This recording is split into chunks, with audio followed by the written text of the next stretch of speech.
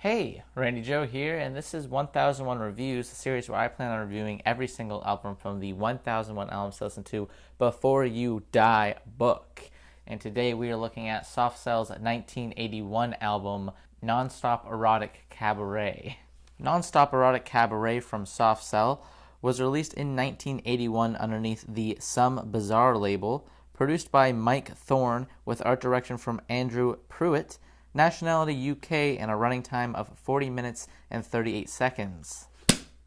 Soft Cell's Non-Stop Erotic Cabaret is a very appropriately named album, considering this album really does feel like it is a non-stop erotic dance-filled album that never really holds back from its vulgarity. It's not so overtly vulgar that it is disturbing, but it is erotic enough that you could feel each track is very sexually induced. Sometimes this is only felt in mood and tone rather than the lyrics.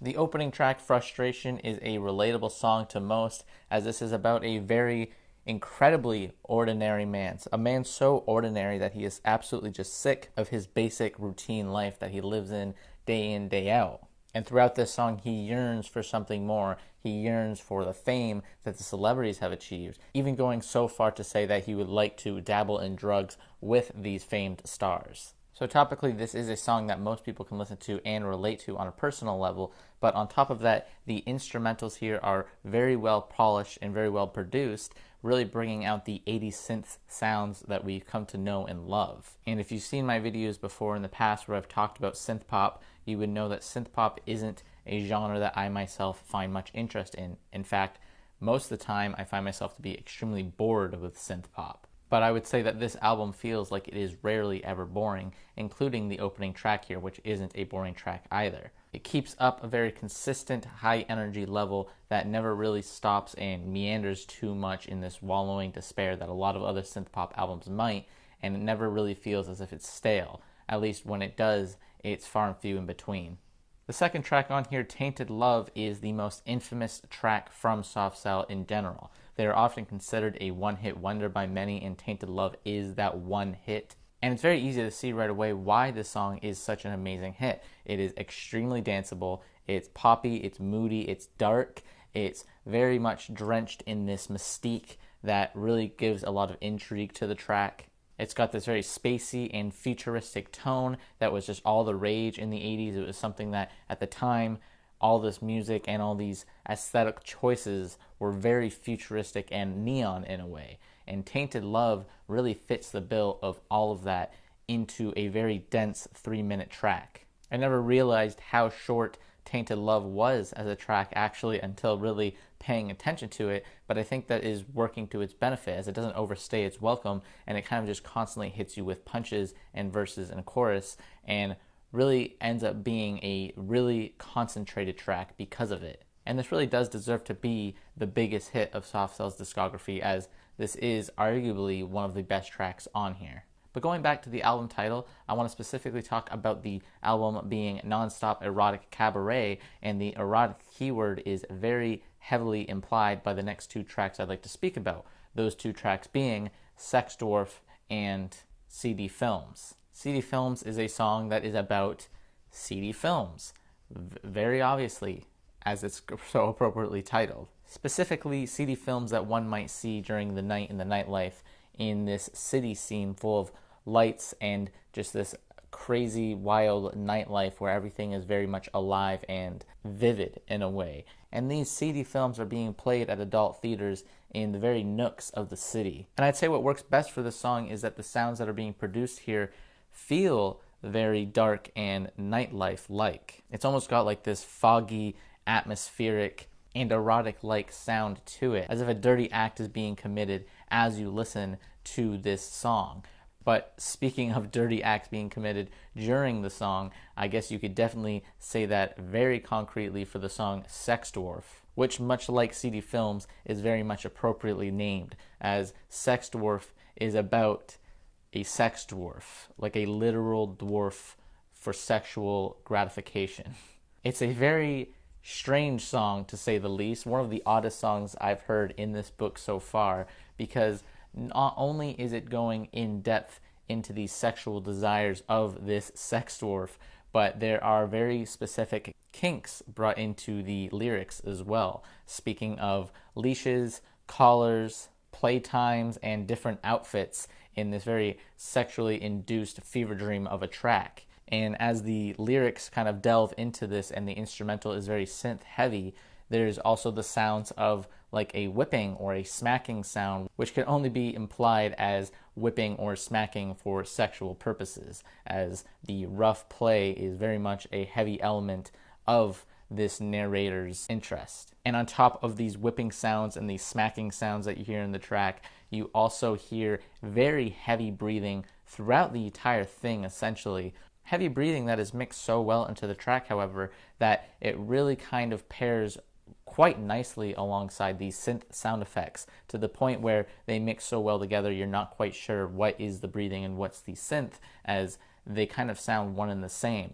But it is very much played throughout the entire track. As evocative as this track is being, it is still incredibly catchy all the way through and is some of the most fun on this entire album. Now, earlier in this review, I did speak of how I don't particularly love synthpop when it goes boring. And I said that this album very rarely does so. The keyword being rarely, as there are a couple of tracks on here that are quite uninteresting to me. Maybe the biggest example of that being the song Youth, which is instrumentally and vocally as barren as a wasteland. You know, at least if one was weak, it might be balanced out by the other, but instead, both feel like they are being really held back in a way that is just incredibly dull and boring throughout this whole runtime. The vocal style of this album is already meant to be pretty hushed and withheld, and so when you pair that with instrumentals that aren't synth heavy or aren't super danceable, you end up getting a very empty and meaningless track. And I would say the same for the songs Bedsitter and Secret Life, as because I feel like even those tracks as well, the things you hear within the first minute of the track are exactly the same that you would hear for the rest of the entirety of their tracks as well, because they're pretty bland and offer almost nothing in the grand scheme of things here. There's really no reason to have these tracks on here, and they're pretty empty overall. Then finally, the last track, Say Hello, Wave Goodbye, is ending the album by quite literally waving goodbye at you. It's in the title here. They're saying this is the final track, essentially. And this is actually considered the secondary hit of the album, because this one did quite well, and I could see why. This is a longer track at about 5.5 minutes, I believe. Over the course of these 5 minutes, the singing in this track is much wider than most of what's been on the album. The problem is the singing feels as if it's also sort of weak at the same time. It's wider, it's attempting to do more in this track, but when the singer sort of soars to these higher notes, he feels as if he is almost kind of trying not to be too loud. He's sort of withholding himself quite a bit in this track, much like my complaints with, for example, the New Order's Low Life album. The singer here kind of follows suit in that, in the way that the singing is pretty withheld. The best way I can describe it is, it's sort of like when somebody is almost embarrassed by their voice and they're singing at home, so they don't want to sing too loud, but at the same time they do want to keep singing, and so they go at this almost middle ground, hushed vocals, and that's exactly what it feels like on this song.